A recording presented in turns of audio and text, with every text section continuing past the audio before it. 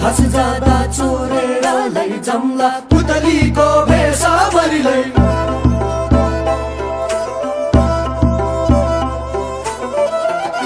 पानी जाँदा चोरेर लैजाउँला पुतलीको भेषाभरिलाई। पानी जाँदा पधनी जो साथै छन् पुतलीको भेषाभरिलाई।